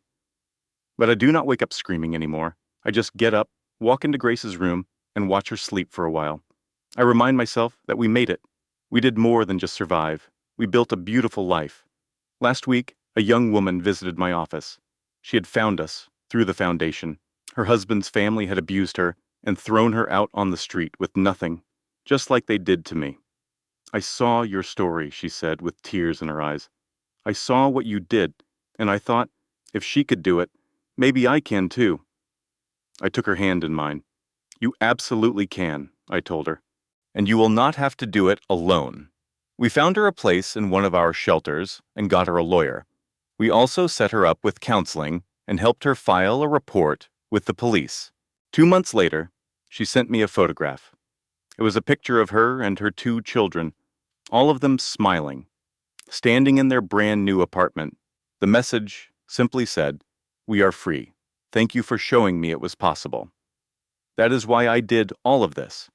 It was never about getting revenge. It was for that woman and that exact moment. It was for every person who needed to see that you can be left for dead in the snow and still rise up to rule an empire. Today is April 12th. It is the anniversary of that final confrontation in the boardroom. Every year on this day, I try to do something meaningful. This year, I am giving a speech at a TEDx conference about trauma, strength, and justice. I am standing on a stage, looking out at an audience of 5,000 people. When they threw me out into the snow, I begin, I was sure I was going to die. I was convinced that I was a nobody. I believed, deep down, that I deserved it. I was wrong about everything. Pain does not have to break you. Sometimes, if you are strong enough, if you refuse to surrender, pain will forge you into something more powerful than you ever thought you could be. I am not special. I am not a superhero. I am just a woman who refused to stay on the ground. For anyone out there listening who is stuck in their own personal blizzard, teach in your own moment of darkness, this is not the end of your story. This is the beginning. Get up, brush off the snow, and show the world exactly who you are. Because trash does not build empires. Trash does not change the world. Trash does not inspire thousands of people to find their own strength. You are not trash. You are not a nobody. You are more powerful than you can possibly imagine. And one day, you will look back on this very moment and realize it was the moment you became unbreakable. The audience gives me a standing ovation that lasts for 3 whole minutes. Afterward, hundreds of people wait in line just to speak with me, to share their own stories of survival, and to thank me. They tell me that they are getting up too. That night, I am at home with Grace and David. We are making a simple pasta dinner together, which is Grace's favorite. "Mommy, why do people always want to talk to you?" Grace asks as she carefully stirs the pasta sauce. "Because Mommy's story helps them understand something very important," I tell her. "What is that? That no matter what happens to you in life, you are the one who decides what it means. You get to decide who you become." "Like how you became a queen?" I laughed at that. "Something just like that, sweetheart." David kisses the side of my head. "The queen who rose from the snow," he whispers. "I like the sound of that," I say. Later that evening, after Grace is tucked into bed, David and I are sitting on the balcony, just like my friend Rebecca and I did all those years ago. "Do you ever regret it?" he asks me. "Making it all so public? The live stream? The media attention? All of it." I think about his question for a moment. "Honestly, no," I reply, "because it was never just about me. It was for every person who was ever told they were worthless. It was for everyone who has been thrown away, like they were garbage. I wanted them to see with their own eyes that you can come back from that. You can do more than just get by. You can build a wonderful life." He says, "You have changed so many lives." I shake my head. They changed their own lives. I just showed them it was possible. We sit together in a comfortable silence, holding hands and watching the city lights. I think about the Emma from 5 years ago, broken and bleeding, absolutely certain she was dying in the snow. If I could go back in time and speak to her, I would tell her, hold on just a little while longer. Help is on the way. 5 years from now, you will be happy, truly, deeply happy. Grace will be healthy and strong. You will be in love with a good man. You will have helped thousands of people find safety. And the Sterling family will be nothing more than a bad dream. The snow does not last forever. Spring always comes. My phone buzzes on the table. It is an email from the foundation. Another woman is reaching out for help. Another person ready to escape her own blizzard. I reply right away. I connect her with our support team and let her know that she is not alone. Because that is what this has always been about. It was not about revenge. It was not even really about justice. It was about making sure no one else ever has to lie in the snow, bleeding and broken, believing they are a nobody. It was about proving to the world that you can be thrown away like garbage and still build a kingdom. And if my story, my pain, and my journey can help just one more person find the strength to stand up and fight for themselves, then every single hard moment was absolutely worth it. In the end, as I look out at the Manhattan skyline, my eyes settle on the Harrington Global building. It is a tower that carries my grandfather's legacy and watches over the city that I now call my own. I imagine my grandfather William watching over me from somewhere beyond, and I sincerely hope that he is proud. I think about my mother, Catherine, who taught me that the bravest thing you can do is walk away from what is hurting you. I think of my little Grace, sleeping safely in her room, surrounded by so much love that she will never have to question her own worth. Finally, my thoughts turn to myself. Emma Catherine Morgan Harrington. I was once the invisible girl who became a woman who had everything. They cast me out into the snow with nothing at all. They had no idea that I was the rightful heir to $1 billion company. They never dreamed I would survive the night. They certainly never guessed I would return stronger than ever. But their biggest mistake was not understanding that when you try to break someone into pieces, you might accidentally make them unbreakable. I refuse to be called a victim. I am more than just a survivor. I am a woman who was shattered into 1,000,000 pieces and chose to rebuild herself. I am a mother who will make sure her daughter always knows that her value is defined by her and no one else. I am a chief executive officer who built an entire business empire on the foundations of integrity and compassion. I am a benefactor who turns personal pain into a mission to uplift others. I am the queen who came back from the cold. So, if you are hearing my voice right now, if you feel lost in your own personal winter, if you have been led to believe you are unimportant, I want you to know the truth. You are not insignificant. You are important. You have an incredible power inside of you. You are worthy of greatness, and your moment to shine is coming. Stand tall. The snow will always melt. Your destiny is waiting. If this story resonated with you, if it was a reminder of your own inner strength, please click that like button and pass it along to someone who needs to hear this message today. Share a comment below and tell me about a time you refused to be kept down.